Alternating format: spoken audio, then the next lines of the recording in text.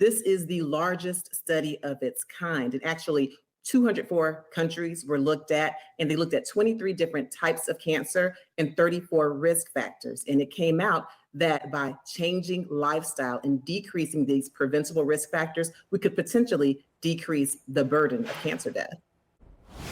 A new study in the Lancet Medical Journal says almost half of all cancer deaths are linked to avoidable risk factors, such as smoking, drinking, too much alcohol. Your weight plays in here too. The latest data in 2019 showed that number is going up.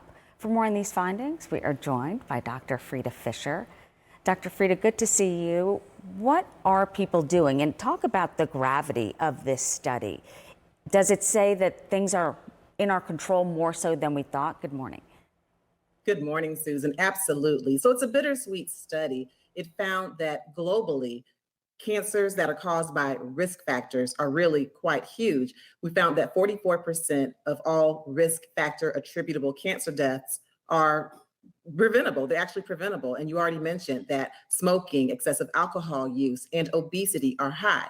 This is the largest study of its kind. And actually, 204 countries were looked at, and they looked at 23 different types of cancer and 34 risk factors. And it came out that even since 2010, the numbers of cancer deaths that can be preventable caused by risk factors increased by 20.4% just from 2010 to 2019. So the good news in all of this is that by changing lifestyle and decreasing these preventable risk factors, we could potentially decrease the burden of cancer death. And how important is it to know your history because of the history with certain cancers in your family? That, of course, plays in, not so preventable, but to know that is key as well.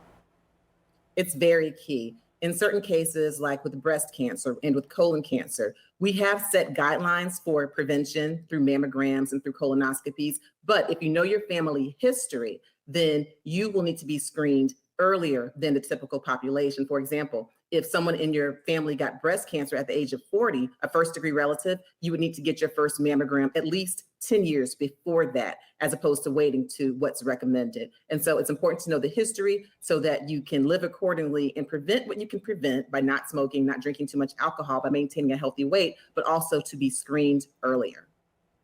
Dr. Frita Fisher, thank you. Appreciate that advice.